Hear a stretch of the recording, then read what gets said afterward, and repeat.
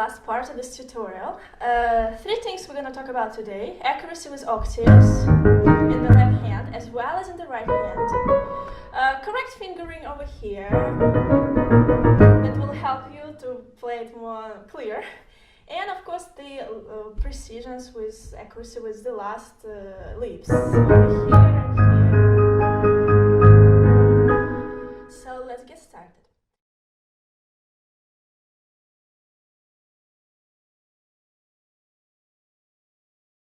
If your goal is to train your hand to play octaves accurately in fast tempo, then go ahead and play all the notes in the right hand. It's fine. Now, if your goal is to play this part in the original very fast tempo, repairing it in a short time, without torturing your brain, without torturing your hands, then I would suggest this little trick.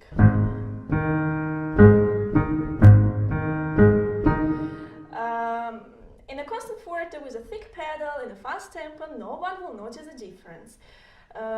Now, if you're still not sure, then you can keep playing the full octave in every other bar. So in the first bar you play, then no, then again, just to grab at least on every second bar this low bass D to create illusion that you played all the time.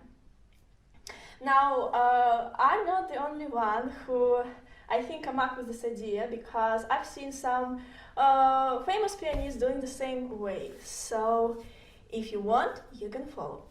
Again, just like I showed in the previous part of this tutorial, for better stability in both hands octaves, follow your thumb, meaning use your imagination to voice them in your mind, to bring more prominent impulse to your fingertips. So this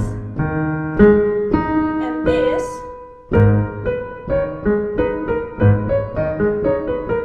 I imagine in front of me, very close, still, as I always do, with movements with glissando. Now, what I'm focusing mostly in the left hand, now let's take a closer look at this, is basically fourth, fifth up and fifth down that I intonate with musical speech, and at the same time connecting it to a super quick and big wide elbow movement. If you go to my head, it looks basically like this. I tell myself, elbow quick, intonating with musical speech fifth. So elbow fifth. Now from here, elbow fifth down. Elbow fifth down. Especially when you go up, probably it's because of the position of the elbow, which is not really comfortable. We tend always to miss, at least I tend, always to miss this D on the top. So I guess you have to apply some more will to still with no force, no tension in the elbow, move it very quickly to the up fifth.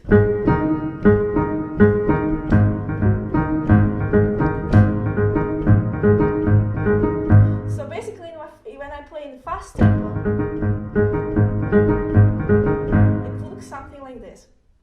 And faster I can imagine, faster I can play. Also, even though the left hand is more challenging here, one might say, there is a big tendency to miss notes in the right hand.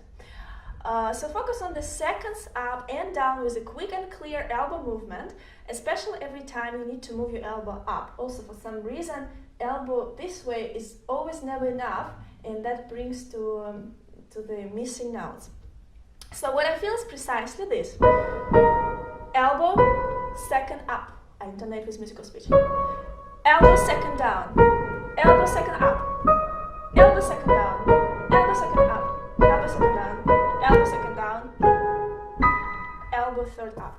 And when I started playing it in original tempo, for some reasons every second bar in the right hand became less secure. So this one, quite okay. But as soon as I go here, these three movements, particularly this, and this, are never enough. So again, I pay more attention to my elbow movement, intonating even more intense, I would say, these seconds up and down.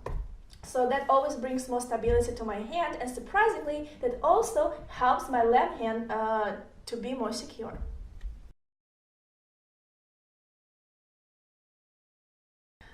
So if you don't want any confusion about fingering in this part, you would want to right away write them down to make it clear for yourself and always follow them while playing. As you can see, I just show you the fingering that I used, so I can play for you. Again, I would voice my thumb as well as the middle voice in my right hand.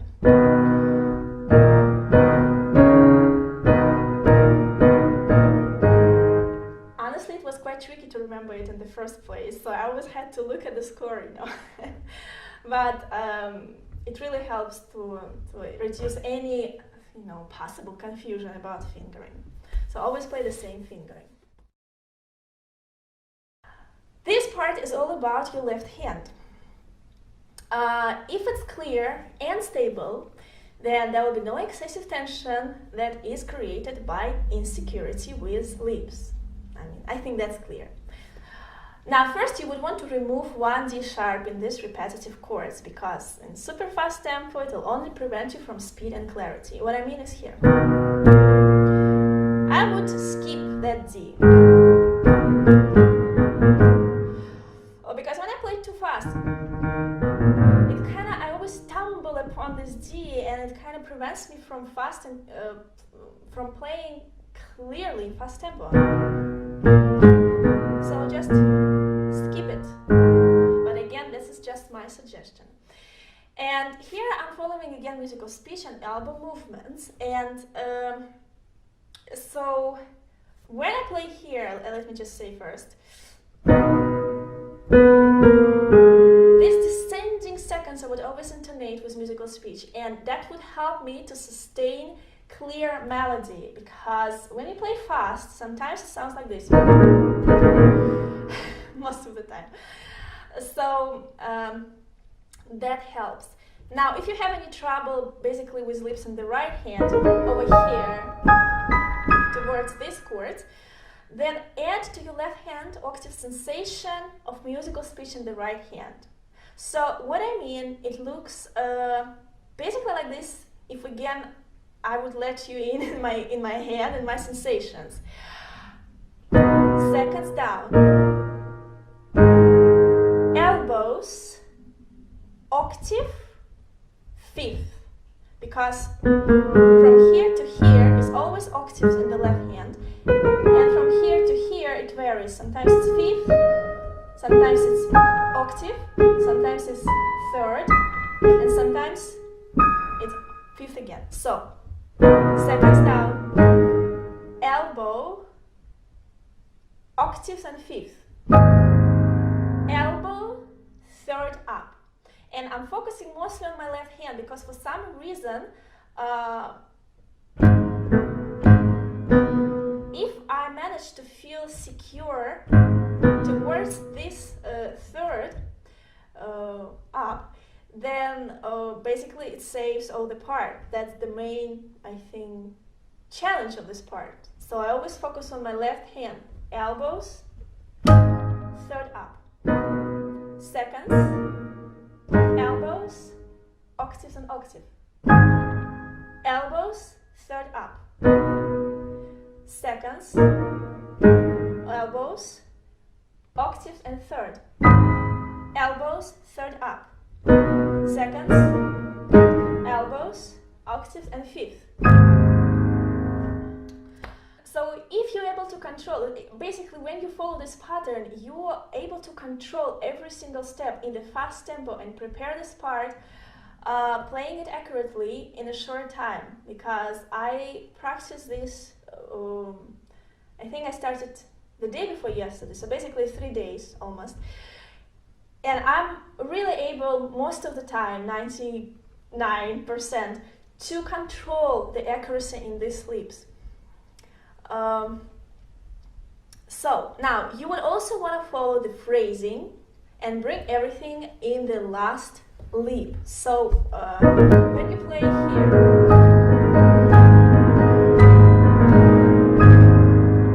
and you come to this fifth and octave,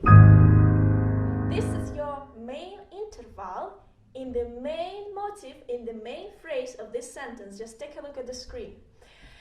So, because to achieve accuracy in the left-hand jumps, after that, in the next phrase over here,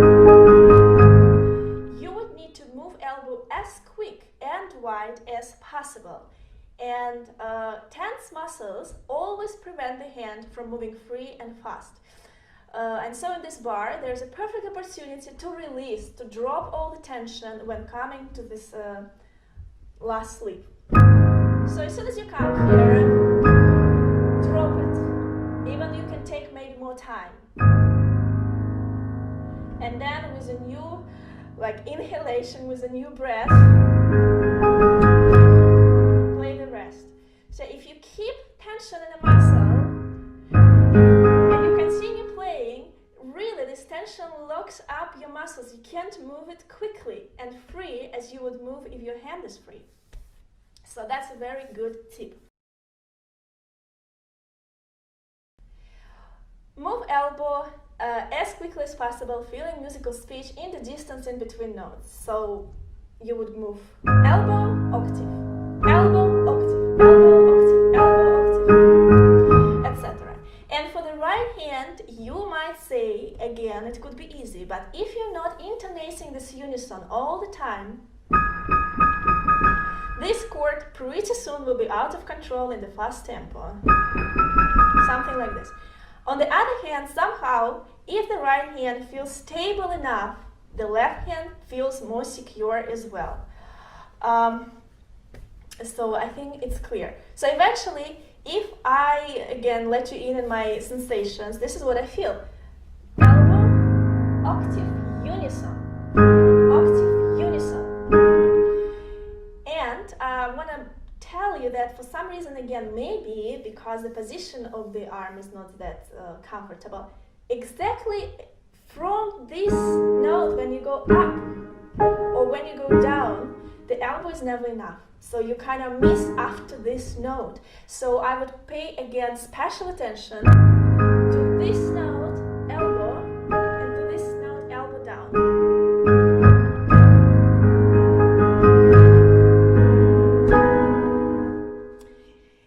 Alright, so I tried to say everything as quick as possible, not to make a 1 hour tutorial. And now I'm just gonna play several times. And also I want to say, guys, I never speed up my videos because sometimes I get some messages like this. So I never cheated, it's my real time. Maybe sometimes I couldn't really match the sound with the video completely 100%, so it looks like a bit fake, but it is not fake, I would never do that. So just want to show you how piano system works and let you prepare pretty advanced pieces in a short time. So now let's play.